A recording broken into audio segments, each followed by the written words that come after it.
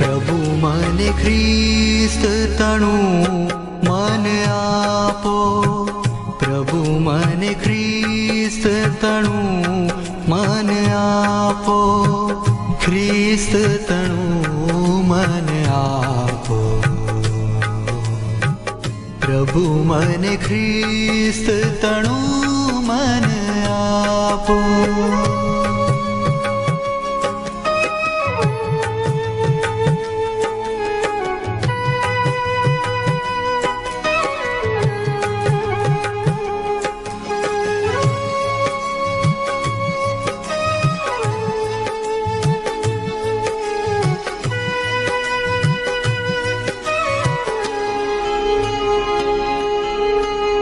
પ્રેમ ભર્યું મન કોમળ તેનું, તેજ અમોમાં સ્થાપો.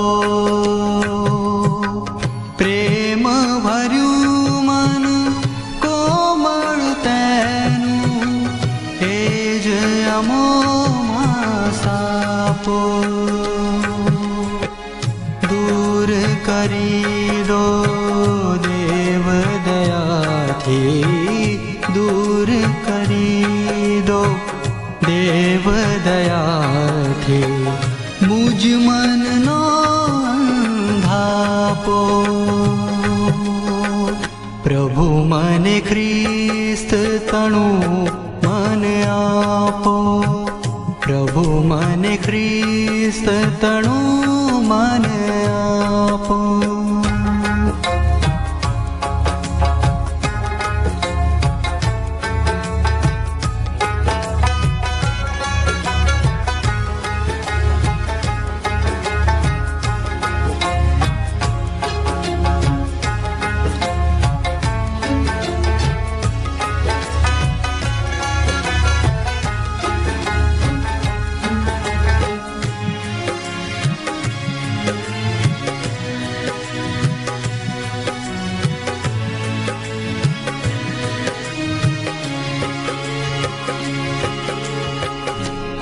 પાપી અપરાધી જનના, માફ કરો સહુ પાપો.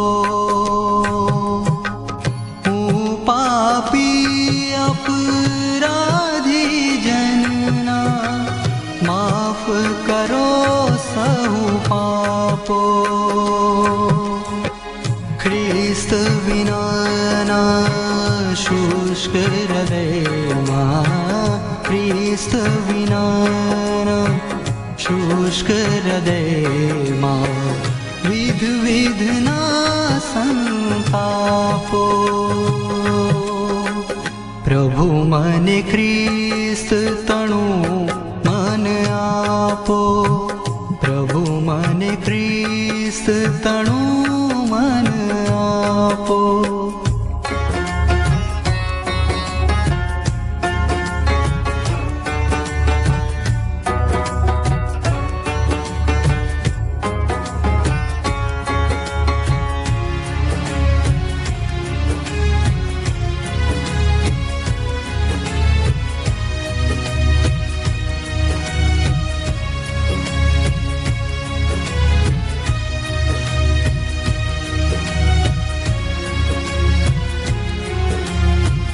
નિષદિન નાથ નરી કરુણાથી અમ અંતરમાં વ્યાપો.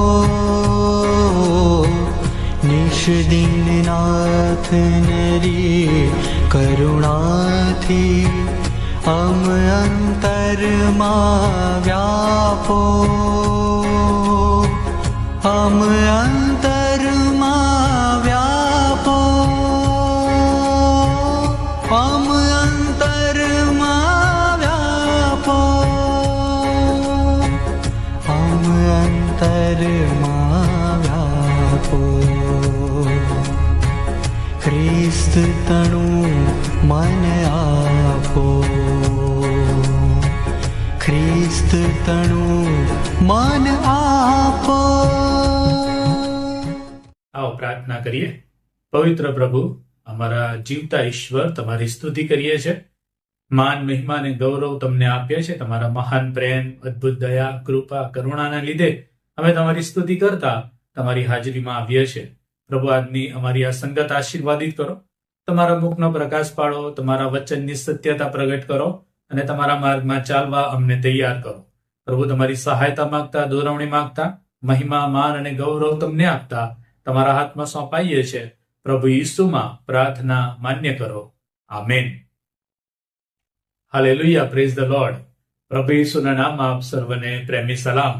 આપણે દર ગુરુવારના શાસ્ત્ર અભ્યાસમાં શીખી રહ્યા છે ક્રિશ્ચિયન કેરેક્ટર, અને આજે આપણે જે કેરેક્ટર જોવાના છે ને છે કાઇન્ડનેસ, માયાળુપણું. ખ્રિસ્તી વ્યક્તિના જીવનનો જે સ્વભાવ છે એ સ્વભાવ માયાળુપણાથી ભરેલો છે. અને માટે આપણે પ્રભુનું વચન વાંચીએ. એફેસોને પત્ર તેનો 4 અધ્યાય અને 32મી કલમ. એફએસી 4 અને 32. પણ તમે એકબીજા પ્રત્યે માયાળુ અને કરુણાળુ થાવ, અને જેમ ખ્રિસ્તમાં ઈશ્વરે પણ તમને ક્ષમા બક્ષી તેમ તમે એકબીજાને ક્ષમા કરો. અને આ જે વચન છે આપણને બતાવે છે કે આપણે કેવી રીતે એકબીજા પ્રત્યે માયાળુ બનવાનું છે, કેવી રીતે એ ઈશ્વરની કૃપાનો અનુભવ કરીને આપણે પણ ઈશ્વરના જેવા જ પ્રેમથી બીજાઓને પ્રેમ કરવાનો છે. માયાળુપણાની જે વ્યાખ્યા છે કાઇન્ડનેસની, એ ઓક્સફર્ડ ડિક્શનરી જે છે એના પ્રમાણે આ પ્રમાણે થાય છે. માયાળુપણું એટલે દયાળુ બનવાનો ગુણ, મૈત્રીપૂર્ણ, વિચારશીલ અને ઉદાર સ્વભાવ. જે બીજી વ્યાખ્યા છે એ આ પ્રમાણે છે. માયાળુપણું એ એવો સ્વભાવ અને વર્તણૂક છે કે જે બીજાઓ પ્રત્યે કાળજી અને વિચારશીલતા દર્શાવે. એનો મતલબ કે માયાળુ હોવું, કાઇન્ડનેસ જે સ્વભાવ છે એ સ્વભાવ એક્શનમાં દેખાય છે, કે જ્યાં આગળ બીજાઓ પ્રત્યે આપણે ચિંતા કરીએ, કાળજી લઈએ, એમને મદદ કરીએ, અને આપણા વિચારોની અંદર એ બાબત હોય અને એ પછી આપણા કાર્યમાં દેખાય. અને આ સ્વભાવ છે. અને બાઇબલના માટે જે મિનિંગ છે, બાઇબલમાં જે મિનિંગ આપવામાં આવ્યો છે એનો મતલબ એવો થાય છે, જે શબ્દ વપરાયો છે ગ્રીકમાં, એનો મતલબ એવો થાય છે આંતરિક સ્વભાવ જે બીજાઓ પ્રત્યે સારાપણું અને કૃપાળુપણું દર્શાવે છે. એવો આંતરિક સ્વભાવ કે જેમાં બીજાઓ પ્રત્યે વિચારવાની ક્ષમતા હોય, બીજાઓના માટેનું હિત શોધવાની, બીજાઓ પ્રત્યે સારા બનવાની, બીજાઓ પ્રત્યે કંઈક કરવાની ભાવના હોય. અને એ છે માયાળુપણું, કે જ્યાં હંમેશા સારાપણું, કૃપાળુ, દયાળુ, ઉદાર મન, આ બધી બાબતો બીજાઓ પ્રત્યે અસરકારક રીતે લાગુ પડે છે. અને માટે કોઈ પ્રભુના સેવકે કીધું છે કે કૃપા એ છે કે જે બાબત આપણા માટે યોગ્ય જ નહોતી, આપણે જે લાયક નહોતા, પણ પ્રભુએ આપણને લાયક ગણ્યા, આપણને મેરિટમાં ગણ્યા. એ કૃપા છે. દયા એ છે કે જે બાબત માટે આપણે ડિઝર્વ કરતા હતા, જે શિક્ષા, જે દંડ આપણે ભોગવવાનો છે, જે ડિઝર્વ કરીએ છીએ, પ્રભુ આપણાથી શિક્ષા અને દંડ દૂર કરે છે અને આપણને હજુ પણ નવી તક આપે છે. એ છે દયા. પણ માયાળુપણું, કાઇન્ડનેસ એ છે કે એવો સ્વભાવ કે ઈશ્વરની કૃપા અને દયાથી મિક્સ એવો સ્વભાવ કે જ્યાં આગળ આપણે બીજાઓ પ્રત્યે ધ્યાન કેન્દ્રિત કરીએ અને બીજાઓ પર ઈશ્વરનો પ્રેમ દર્શાવીએ. અને આ સ્વભાવ એ ખ્રિસ્તી જીવનનો સ્વભાવ છે. અને કેવી રીતે મળે છે? દર વખતે હું કહું છું એ પ્રમાણે કે પ્રભુ ઈસુ ખ્રિસ્ત પર વિશ્વાસ દ્વારા ઈશ્વરનો સ્વભાવ મારો બને છે. માટે જે પહેલી બાબત આપણે શીખવા માંગીએ છીએ કે આ જે માયાળુપણું છે, કાઇન્ડનેસ છે, એ ઈશ્વરનો સ્વભાવ દર્શાવે છે. ઈશ્વર પોતે કૃપાળુ, રહેમી, દયાળુ, માયાળુ છે. ઈશ્વર પોતે એ પ્રેમનો સાગર છે અને ઈશ્વરનો સ્વભાવ એ માયાળુપણા દ્વારા દેખાય છે. ગીતશાસ્ત્ર 145 અને 9મી કલમ કહે છે, ગીતશાસ્ત્ર 145:9, યહોવા સર્વને હિતકારક છે, પોતાના સર્વ કામો પર તેમની રહેમ છે. તીતસનો પત્ર તેનો 3 અધ્યાય 4 અને 5મી કલમ આ પ્રમાણે કહે છે. તીતસ 3, 4 અને 5. પણ ઈશ્વર આપણા તારનારની દયા તથા માણસો પર તેમનો પ્રેમ પ્રગટ થયો ત્યારે આપણા પોતાના કરેલા ન્યાયપણાના કૃત્યોથી નહીં, પણ તેમની દયાથી, નવા જન્મના સ્નાનથી તથા પવિત્ર આત્માથી થયેલા નવીનીકરણથી તેમણે આપણને તાર્યા. અને આખું બાઇબલ જો તપાસો તો દરેક જગ્યાએ એ ઈશ્વરનો સ્વભાવ દર્શાવવામાં આવ્યો છે. તે કેટલા રહેમી છે, કેટલા દયાળુ ને કૃપાળુ છે. જો આપણે યશાયા પ્રબોધકનું પુસ્તક વાંચીએ તો ત્યાં આગળ એ રીતે લખવામાં આવ્યું છે કે શું માં પોતાના બાળકને ભૂલી જાય? શું માં પોતાના બાળકને વિસરી જાય? કે છે કે તેઓ જો કે વિસરી જાય તો પ્રભુ કહે છે કે હું તમને કદી વિસરીશ નહીં, કદી ત્યજીશ નહીં. મેં તમારા નામ મારા હાથની હથેળી પર કોતરી રાખ્યા છે. આ ઈશ્વરનો જે સ્વભાવ છે, કાઇન્ડનેસ, માયાળુપણું, એ સ્વભાવ એ મારા તમારા જીવનમાં પ્રગટ થાય છે. ઈશ્વર પોતે કાઇન્ડનેસ થી ભરપૂર છે અને એનો સ્વભાવ જ્યારે ઈસુ ખ્રિસ્ત પર વિશ્વાસ કરીએ છીએ ત્યારે એ મારો અને તમારો પણ બને છે. અને આ તીતસની અંદર જો તમે આગળની કલમ વાંચો, ત્રીજી કલમ, ત્રીજો અધ્યાયની ત્રીજી કલમ, તો ત્યાં આપણો જીવન બતાવવામાં આવ્યું છે કે આપણે તો અન્યાયથી ભરેલા અને ભયંકર ભૂંડાઈમાં ભરેલા, પણ પ્રભુએ આપણા પર પ્રેમ કર્યો અને એની દયા દર્શાવી. અને માટે માયાળુપણું એ ઈશ્વરનો સ્વભાવ છે કે જે ઈસુ ખ્રિસ્તમાં આ જગત જોઈ શકે છે.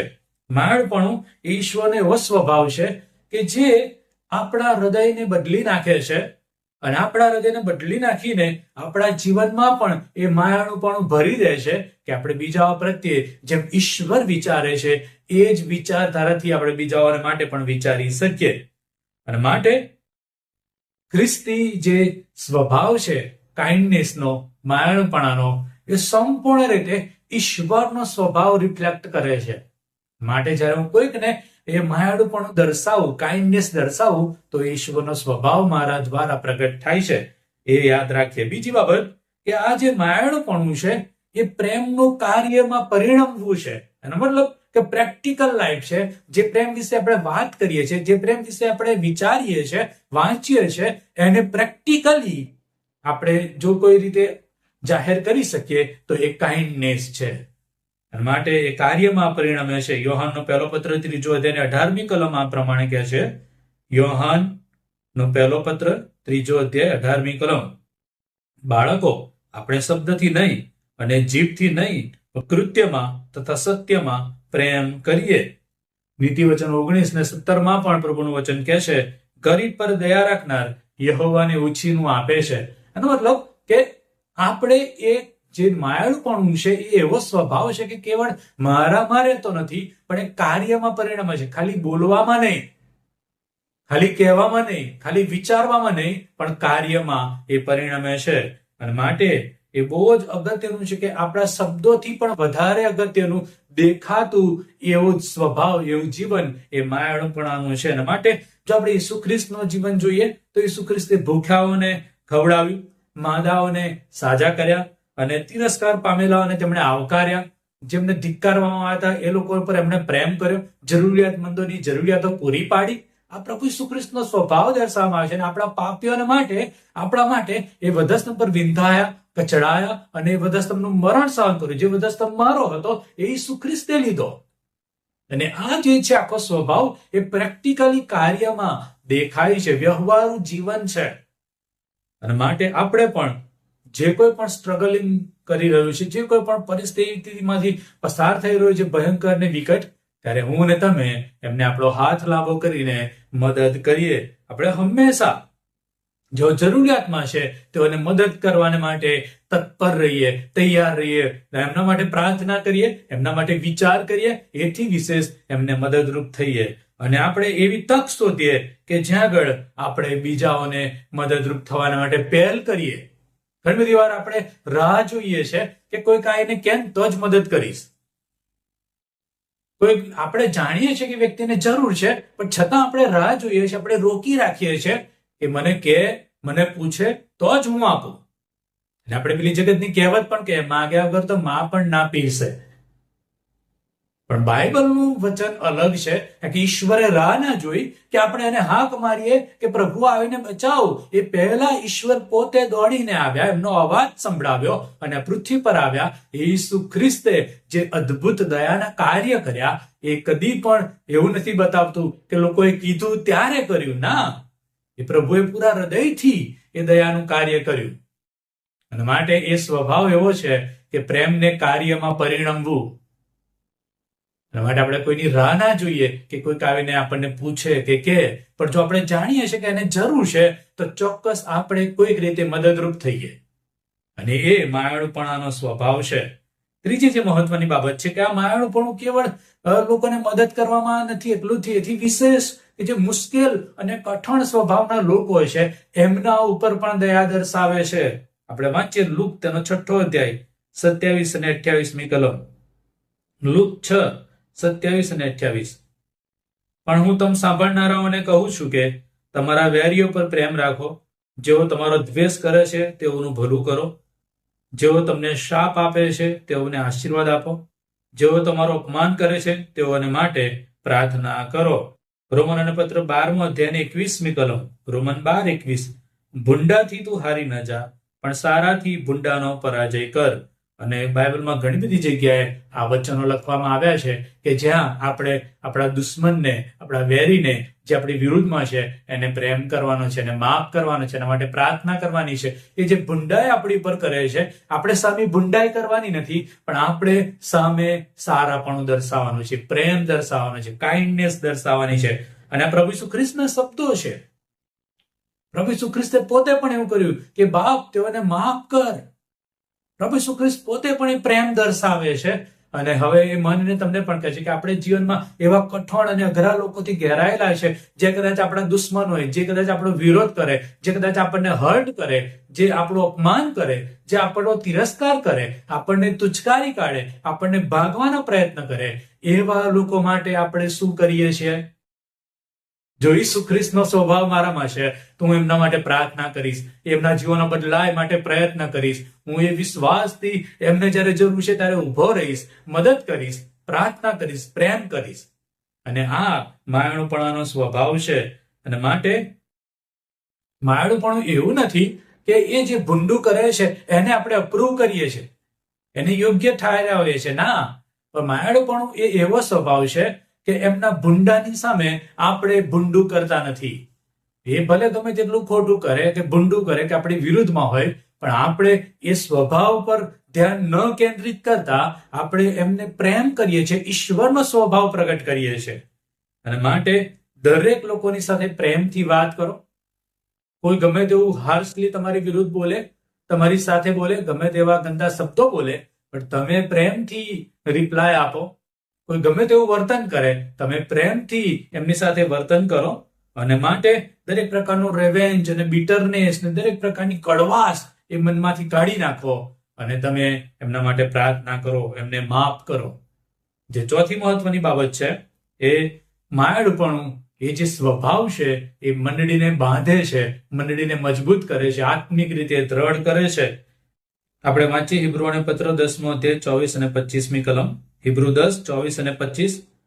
અને પ્રેમ રાખવાને તથા સારા કામ કરવા પરસ્પર ઉત્તેજન મળે માટે આપણે એકબીજાનો વિચાર કરીએ. જેમ કેટલાક કરે છે તેમ આપણે એકઠા મળવાનું પડતું ન મૂકીએ, પણ આપણે એકબીજાને ઉત્તેજન આપીએ. અને જેમ જેમ તમે તે દિવસ પાસે આવતો જુઓ તેમ તેમ વિશેષ પ્રયત્ન કરો. કોલોસીને પત્ર 3 અધ્યાય 12મી કલમ. કોલોસી 3 અને 12. એ માટે પવિત્ર તથા વહાલાઓ, ઈશ્વરના પસંદ કરેલાને ઘટે તેમ દયાળુ હૃદય, મમતા, નમ્રતા, વિનય તથા સહનશીલતા પહેરો. અને બધી જ કલમો બતાવે છે કે આપણે મંડળીને આત્મિક રીતે મજબૂત અને બાંધવા માટે જો કોઈ પરિબળ કાર્ય કરે છે તો એ છે કાઇન્ડનેસ. એકબીજા પ્રત્યે ભલા થવું, માયાળુપણું દર્શાવવું, મમતા દર્શાવવી. અને માટે મંડળી ત્યારે જ આત્મિક રીતે મજબૂત અને તંદુરસ્ત બને જ્યારે આપણે એકબીજા પ્રત્યે કાઇન્ડનેસ દર્શાવીએ. અને એવું વાતાવરણ ઉત્પન્ન કરવું કે જ્યાં આગળ લોકોને આવકારવામાં આવે, જ્યાં લોકોને ઉત્તેજન મળે, જ્યાં કાળજી લેવામાં આવે. અને માટે મંડળીની એ જવાબદારી છે, મારી ને તમારી એ જવાબદારી છે. આપણે એવો સ્વભાવ કેળવવાની જરૂર છે કે જ્યાં આગળ લોકોને આવકાર મળે, જ્યાં લોકોને ઉત્તેજન મળે, જ્યાં લોકોને હૂંફ મળે, પ્રેમ મળે, દિલાસો મળે, જ્યાં લોકો માટે પ્રાર્થના કરવામાં આવે. અને મંડળી એ સ્થળ છે, મંડળી એ સ્થળ છે. અને માટે આપણે કોઈકને ભાંગી નાખવાની જગ્યાએ એને ઉત્તેજન આપીએ, કોઈકની વિરુદ્ધમાં બોલવાની જગ્યાએ એને સમજીએ અને એને મદદરૂપ થઈએ. કોઈક નવી વ્યક્તિ જ્યારે આવી રહી છે ત્યારે એનો આવકાર કરીએ, એની સાથે વાત કરીએ, એના માટે પ્રાર્થના કરીએ. અને અલગ અલગ રીતે આપણે મંડળીને એવું સ્થાન બનાવીએ કે જ્યાં લોકો આત્મિક રીતે વૃદ્ધિ પામે, પણ અફસોસ સાથે એ કહેવું પડશે કે કેટલી બધી વાર આપણે એવા નિર્ણય કરીએ છીએ, એવો સ્વભાવ દર્શાવીએ છીએ, એવી વિચારધારા બતાવીએ છીએ કે જ્યાં આપણે લોકોને તોડી પાડવાનો પ્રયત્ન કરીએ, જ્યાં આપણે લોકોની વિરુદ્ધમાં બોલવાનો પ્રયત્ન કરીએ, જ્યાં આપણે લોકોને ભાગી નાખવાનો પ્રયત્ન કરીએ છીએ, નકારાત્મક વાતો બોલીએ છીએ, ગોસિપિંગ કરીએ છીએ, ખોટી અને જુઠ્ઠી નકારાત્મક વાતોથી આપણે ભરેલા છે. પણ મંડળી એ ખ્રિસ્તનો પ્રેમ દર્શાવવાનું સ્થાન છે અને માટે મારે મારી જાતની તપાસ કરવાની છે કે હું જ્યારે પ્રભુની મંડળીમાં જઉં છું ત્યારે મારો સ્વભાવ શું માયાળુપણાથી એ કાઇન્ડનેસથી ભરેલો છે. કોઈની ટીકા કરવાની જગ્યાએ, નકારાત્મક થવાની જગ્યાએ આપણે દરેકના માટે ભલા બનીએ, પ્રેમાળ બનીએ, મદદ કરવાની ભાવના દર્શાવીએ. અને પાંચમી બાબત છે, આ જે માયાળુપણું છે એ સુવાર્તામાં સાક્ષી રૂપ બને છે. સુવાર્તાના સાક્ષી. ગલાતીના પત્ર તેનો 5મો અધ્યાય 22 ને 23મી કલમ પવિત્ર આત્માના ફળની વાત કરી છે. ગલાતી 5, 22 ને 23. પણ પવિત્ર આત્માનું ફળ પ્રેમ, આનંદ, શાંતિ, સહનશીલતા, માયાળુપણું, ભલાઈ, વિશ્વાસુપણું, નમ્રતા તથા સંયમ છે. એવાની વિરુદ્ધ કોઈ નિયમ નથી. માયાળુપણું એ જગતને દેખાય છે. કદાચ મારા અને તમારા શબ્દો લોકોને અસર ના કરે, મારે ને તમારી સુવાર્તા એ લોકોને અસર ના કરે, પણ મારા ને તમારા જીવન, મારા ને તમારા હૃદય, મારા ને તમારા કાર્યો એ લોકોને અસર કરે છે. અને ખ્રિસ્તનો પ્રેમ એ મારા ને તમારા જીવન દ્વારા પ્રગટ થાય છે. અને માટે આપણું જીવન એ સુવાર્તા રૂપ છે, એ સાક્ષી રૂપ છે. અને કેવી રીતે સાક્ષી અને સુવાર્તા ફેલાય છે? એ કાઇન્ડનેસ બીજાઓ પ્રત્યે દર્શાવવા દ્વારા, બીજાઓ પ્રત્યે માયાળુ હોવા દ્વારા. અને માટે એ પવિત્ર આત્માથી ભરપૂર, જે પવિત્ર આત્માનું ફળ છે માયાળુપણું, પવિત્ર આત્માથી ભરપૂર થવું એ બહુ જરૂરી છે કે જેથી પવિત્ર આત્માનું ફળ માયાળુપણું એ મારામાં દેખાય, બીજા કોઈ જોઈ શકે અને એ ઈશ્વર પર વિશ્વાસ કરી શકે, સુવાર્તા લોકોના હૃદયને ટચ કરી શકે, સ્પર્શી શકે. માટે આ માયાળુપણું એ મારો સ્વભાવ નથી, એ ઈશ્વરે ઈસુ ખ્રિસ્ત પર વિશ્વાસ દ્વારા એના પવિત્ર આત્માની દોરવણીમાં મારામાં ઉત્પન્ન કર્યો છે. પ્રભુનો સ્વભાવ છે જે મારામાં પ્રભુએ ઉત્પન્ન કર્યો છે. હું એ પ્રભુની સાથેના સંગતમાં છું અને માટે એ પ્રભુ મારામાં એ ફળ ઉત્પન્ન કરે છે. એ વાત સમજવાની જરૂર છે. અને આગળ આપણે જે ઉપરની કલમ જે વાંચી હતી, કોલોસી 3:12, ત્યાં આગળ કહે છે કે તમે પહેરી લો. એ કમાન્ડ કરવામાં આવી કે તમે એ માયાળુપણું પહેરી લો, એ તમારો સ્વભાવ બનાવો. અને માટે એ બહુ જરૂરનું છે કે આપણો સ્વભાવ બને કે જ્યાં આગળ મારા અને તમારા જીવન દ્વારા આપણે જ્યાં કઈ જઈએ ત્યાં એ લોકો માટે એ ઉત્તેજનનું કાર્ય બને, એ સુવાર્તાનું કાર્ય બને અને ઘણા બધા જીવનો બદલાઈ જાય. અને માટે આ એવો સ્વભાવ છે કે જ્યાં આગળ હું બીજાઓ પ્રત્યે ભલા બનું છું, જ્યાં આગળ ઈશ્વરનો સ્વભાવ મારામાં દેખાય છે અને લોકો સુવાર્તા તરફ આવે છે, ત્યાં મારી વાહ કે મારો મહિમા થાય એના માટે હું આ કામ કરતો નથી. પણ સાચી કાઇન્ડનેસ એ હંમેશા લોકોને ઈસુ તરફ પોઈન્ટ આઉટ કરે છે કે ઈસુ તરફ દ્રષ્ટિ કરો. આ જે પ્રેમ છે મારો નથી, ઈશ્વરનો પ્રેમ છે. હું કોઈકને માફ કરું છું તે મારી માફી નથી, ઈશ્વરની માફી છે. ઈશ્વર મને મદદ કરે છે. અને માટે એ માયાળુપણું, એ સ્વભાવ એ હંમેશા આપણા જીવનમાં હોય કે જ્યાં આપણે આપણા ઘરમાં, આપણી મંડળીમાં આપણે રહીએ છીએ, ત્યાં આપણે જ્યાં નોકરી કરીએ છીએ, ત્યાં આપણે જ્યાં અભ્યાસ કરીએ છીએ, ત્યાં ઈશ્વરનો સ્વભાવ દેખાય અને ઈસુ ખ્રિસ્તની સુવાર્તાની સુવાસ ફેલાય. અને માટે રોજ આપણે પ્રશ્ન પૂછીએ કે આજે હું કોને એ ઈસુ ખ્રિસ્તના માયાળુપણાના સ્વભાવથી હું કોઈકને પર મદદ કરી શકું, કોઈકના પર પ્રેમ કરી શકું, કોઈકને સહાય કરી શકું. એ પ્રભુનો સ્વભાવ છે ને એનાથી હું કેવી રીતે કોઈકને મદદ કરી શકું એ સમજવાની જરૂર છે. અને માટે આપણે એ માયાળુપણું દર્શાવવાની જરૂર એટલે નથી કે લોકો આપણા પર દયા દર્શાવે, લોકો આપણને પ્રેમ કરે, લોકો આપણા પર કાઇન્ડ હોય. કારણ કે મોટા ભાગે આપણે એવું કરીએ કે જે આપણાને કંઈક મદદ કરે તો આપણે એને મદદ કરીએ, પણ બીજા લોકોને જે આપણા વિરોધી છે, આપણા દુશ્મન છે, એને આપણે માટે પ્રાર્થના પણ નથી કરતા, આપણે એમના માટે એને મદદ પણ ના કરીએ. ભલે જરૂરિયાત ન હોય પણ આપણે નથી કરતા. મતલબ એવો થયો કે એ જે માયાળુપણું છે, જે આપણે કદાચ કોઈકને બતાવી રહ્યા છે, પણ જે આપણને મદદ કરે છે એમના માટે જ છે, તો એ તો જગત પણ કરે છે. પ્રભુ ઈસુ ખ્રિસ્ત કહે છે કે જેઓ તમને પ્રેમ કરે છે એઓને જો તમે પ્રેમ કરો તો એ તો જગત પણ કરે છે. એ માયાળુપણું ઈશ્વરનું નથી. પણ માયાળુપણું એ તો એ છે કે ખ્રિસ્તે મારા પર દયા કરી અને માટે મારે પણ બીજાઓ પર દયા કરવાની છે.